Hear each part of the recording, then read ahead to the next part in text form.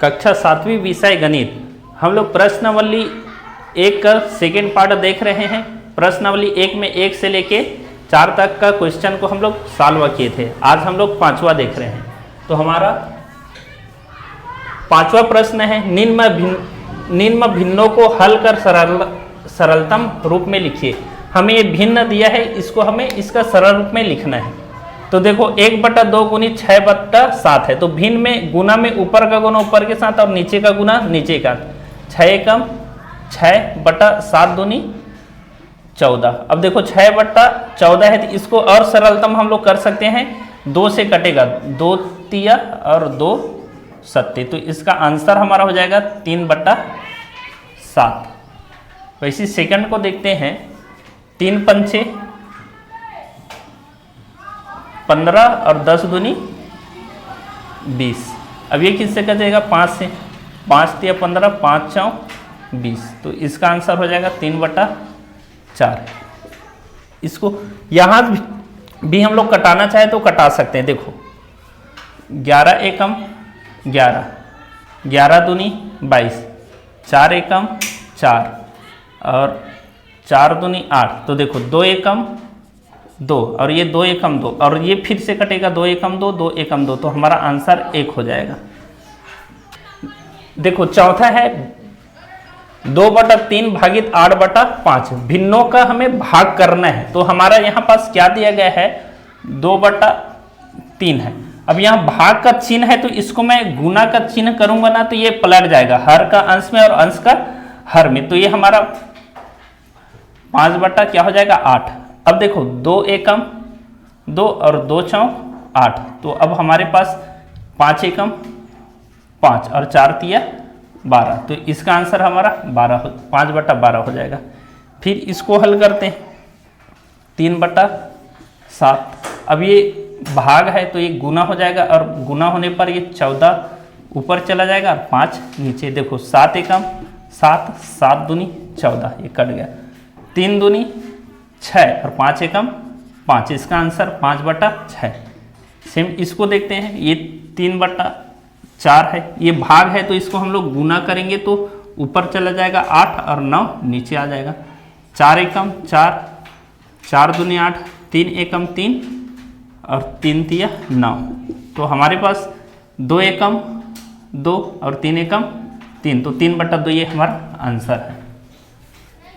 प्रश्न 6, राधा ने एक तरबूज का 1/2 हिस्सा खाया तथा सोहन ने उसी तरबूज का 1/4 हिस्सा खाया। बताइए दोनों ने मिलकर तरबूज का कुल कितना हिस्सा खाया। तो एक तरबूज है, एक तरबूज को राधा और सोहन द्वारा मिलकर खाया गया है और उसी को हमें बताना है। तो हल हमें दिया है, राधा द्वारा खाया गया तरबूज 1/2 हिस्सा राधा द्वारा खाया गया है। सोहन द्वारा खाया गया तरबूज 1/4 हिस्सा सोहन द्वारा खाया गया है। राधा तथा सोहन द्वारा खाया गया तरबूज। देखो राधा और सोहन दोनों ने मिलकर कितना 1/2 किसने खाया है? राधा ने। और 1/4 भाग किसने खाया है? सोहन ने। तो दोनों कुल कितना खाया है? तो हम लोग देखो 2 और 4 का एलसीएम निकालेंगे तो 2 और 4 का एलसीएम निकालेंगे तो 4 हो जाएगा। 4 को 2 से डिवाइड करेंगे 2 होगा और 2 को 1 से गुना करेंगे तो 2 एकम 2। ये धन का चिन्ह है तो धन का चिन्ह। 4 को 4 से डिवाइड करेंगे तो 1 और 1 को 1 के साथ गुना करेंगे तो 1। तो हमारा 2 में 1 जोड़ेंगे, 2 में 1 जोड़ेंगे तो 3 और ये 4। तो हमारा आंसर आ गया 3/4। अतः दोनों ने मिलकर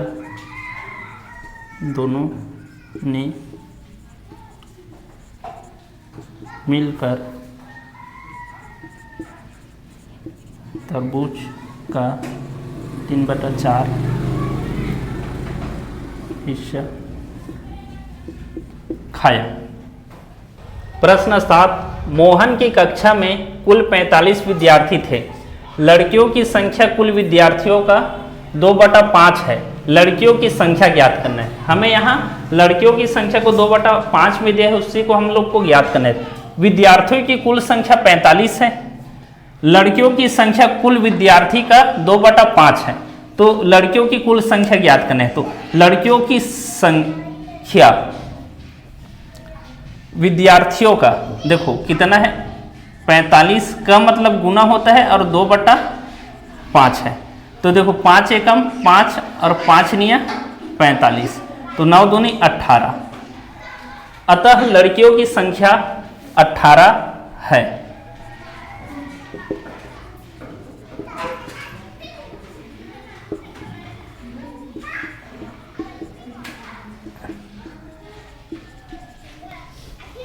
प्रश्न 8, प्रभात 500 रुपये लेकर बाजार गया।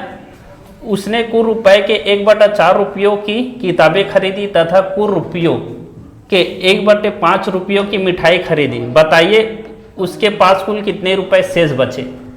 कहने का मतलब यह है कि प्रभात 500 रुपये लेकर बाजार गया है और उसने 1/4 हिस्सा किताब में और 1/5 हिस्सा 500 रुपये का मिठाई में उसने खर्च कर दिया है, तो उसके पास कितना रुपए बाकी है। प्रभात 500 रुपये लेकर बाजार गया, कुल रुपए का 1/4 रुपये की किताब खरीदा। कुल रुपए कितना था, 500 था, इसमें से 1/4 रुपये का किताब खरीदा। तो देखो 4 एकम 4, यहाँ भी 4 एकम 4, एक बचा 4 दूनी 8, 2 बचा 4 पंचे 20, तो 125 रुपये का किताब खरीदा। कुल रुपयों का 1/5 रुपयों की मिठाई खरीदा। उसके बाद कुल रुपये 500 था, 1/5 भाग का मिठाई खरीदा। 5 एकम 5, 5 एकम 5, 5 शून्य शून्य, 5 शून्य शून्य, 100 रुपये का उसने मिठाई खरीदा। कुल खर्च, कुल खर्च कितना होगा, 125 रुपये का पुस्तक खरीदा, 100 रुपये का मिठाई खरीदा, तो कुल खर्चा 225। शेष बचे, प्रभात के पास 500 रुपये था, उसमें से 225 रुपये खर्च कर दिया। तो 225 में हम लोग 500 को घटाएंगे तो 275 रुपये। अतः प्रभात के पास शेष 275 रुपये बचे। प्रश्न 9, एक व्यापारी के पास कुल संपत्ति 60 रुपये थी। उसने अपने संपत्ति का 1/2 भाग अपने पत्नी को तथा शेष का 1/2 भाग अपने बेटे को तथा 1/2 भाग अपने बेटे को दिया। प्रत्येक को प्राप्त राशि ज्ञात कीजिए। तो देखो व्यापारी के पास कुल संपत्ति 60,000 रुपये, संपत्ति का 1/2 भाग पत्नी को दिया। तो देखो टोटल संपत्ति क्या था, 60,000 का मतलब गुना होता है 1/2 भाग पत्नी को दिया। तो इसको हम लोग 2 से डिवाइड करेंगे, 2 एकम 2, 2 तिया 6, 2 शून्य शून्य, 2 शून्य शून्य, 2 शून्य शून्य, 2 शून्य शून्य। तो उसने अपना पत्नी को दे दिया 30,000 रुपये। अब शेष का 1/2 भाग बेटों को दिया, तो शेष कितना है, 30,000। अपने बेटे को 1/2 भाग दे दिया, तो देखो 2 एकम 2, 2 एकम 2, 2 पंचे 10, 2 शून्य शून्य, 2 शून्य शून्य, 2 शून्य शून्य। तो शेष 15,000 अपने बेटों को दे दिया। फिर शेष का 1/2 भाग बेटी को दे दिया। शेष कितना बचा था उसके पास, 30,000। 30,000 में 1/2 भाग बेटी को दिया, 2 एकम 2, 2 एकम 2, 2 पंचे 10, 2 शून्य शून्य, 2 शून्य शून्य, 2 शून्य शून्य, 15,000 रुपये अपने बेटी को दिया। अतः प्रत्येक